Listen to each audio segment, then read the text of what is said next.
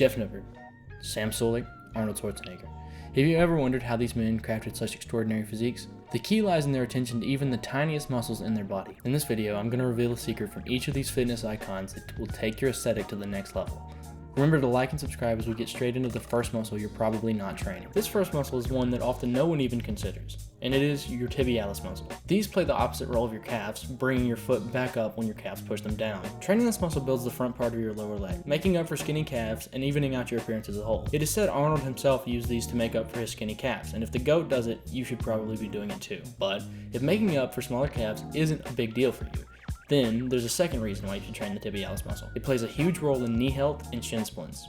If you haven't heard of the knees over toes guy, he specializes in knee rehab and recovery. One of his central ideas is the strengthening of this muscle, because it plays a pivotal role in reversing and treating knee pain. And for anybody that runs, it has also been shown to reduce the severity and the frequency of shin splints. Now, training these at a higher level isn't as straightforward as many other muscles, but there is one exercise you can do right now.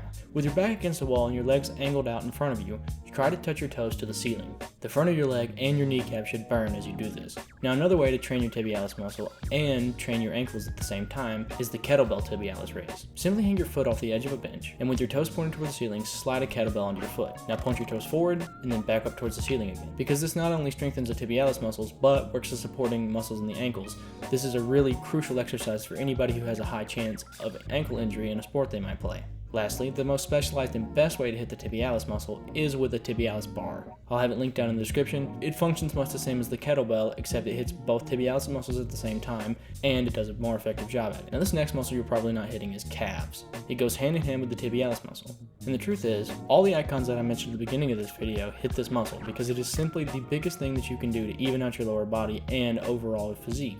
As a former fat guy, I have calves that would make any Midwestern dad blush, and it is by far the muscle that I've been complimented on the most. Okay, maybe that's just because it's the only impressively large thing on my body, but you know what, never mind. Now, most people don't train calves because they've convinced themselves that it's genetics or that they can't make them grow. But like every other muscle, you certainly can.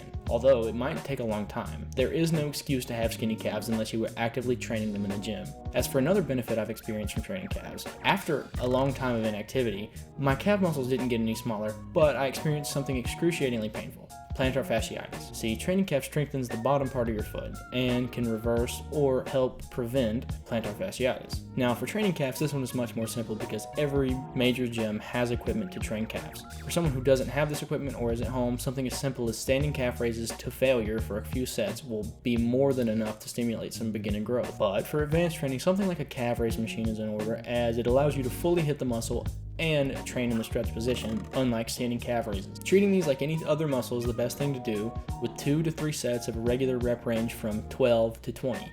Needless to say, training calves is something that everybody should be doing. Now for this next area, you're probably already training this or have trained this at some point, but most likely you're training it wrong. And that is your abdominal muscles. Simply put, training abs is something that everybody who wants to look like a Greek god has to do.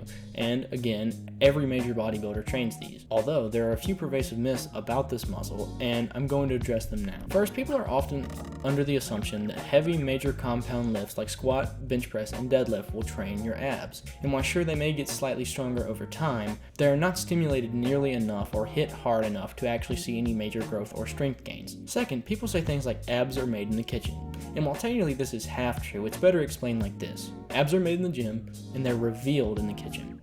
Now sure, just because you did an ab workout doesn't mean you'll see a six-pack through your beer belly, but I know plenty of my friends who are 130 or 140 pounds who don't have abs. This is because you simply can't see something that isn't there. If your abdominal muscles aren't big enough to poke through your rib cage, no matter how thin you are to a certain extent, you're never going to see them. So training them is a must to be able to see them even at slightly higher body fat percentages. Lastly, people often like to train abs with 5 or 10 minute brutal circuit style routines that have them doing planks, crunches, and other exercises back to back to back. The problem is, your abs are the same as any other muscle that you may be training. So, doing something like a circuit style routine does not help and will not stimulate enough growth. Now, as for properly training abs, there are 2 areas that you want to focus on: upper and lower abdominal muscles.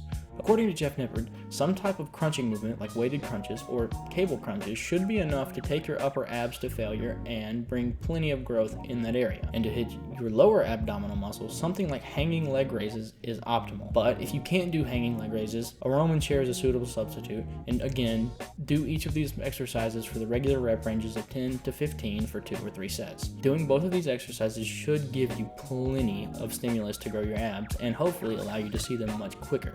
Another area you're probably not focusing on is your forearms. Now I'm including grip strength training with this, but forearm training is something that will bring your physique to the next level, give you better looking arms, and start to wean you off lifting straps and exercises like the deadlift. Forearms are basically the calves of the upper body, and it would be equivalent to having giant quadriceps and hamstrings with no calves if you had huge biceps and huge triceps with no forearms. Also, grip strength is correlated with longevity and recovery, so that could be another reason you might want to train them. Most notably, Sam Sulek trains his forearms, which has led to an overall well-developed and well-balanced arm physique. To train forearms, something like behind the back wrist curls with an empty barbell is a good place to start. Again, 2 to 3 sets at the regular rep range of anywhere from 10 to 15. Another option is to train like aforementioned Sam Sulek, which would be to do reverse and regular wrist curls. And I highly recommend you picking up a grip strength trainer. I have one that I personally use and I'll have it linked below. Lastly, a muscle you probably haven't even thought about training is your neck. And while at first this surprised me too, it's very common in sports like wrestling and football to prevent against neck injuries. And as for what it can do for you,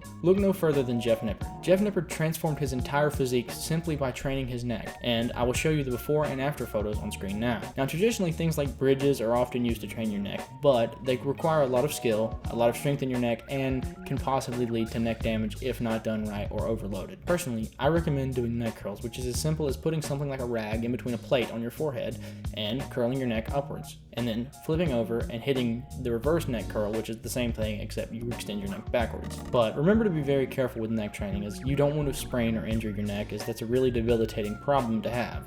So train with lighter weights, around 10 pounds to start with, just to see what you can do in the normal rep ranges of 10 to 15. And while neck curls feel natural to me, something I've been meaning to get myself is a neck harness to help load reverse neck curls because they're so awkward to do with a plate. I'll have one that I've been looking at linked down in the description. Because of just the massive difference that it can make in terms of your physique, as well as the warding off of injury for anybody that plays sports, I think training neck is an absolute non-negotiable, and I think everybody should be doing it, even if it's just 1 or 2 sets per week. Alright, that's going to wrap it up for today. If you have any experience training any of these body parts or have anything to add, please leave it down in the comments below. Remember to leave a like and subscribe for more fitness content. Thank you for watching.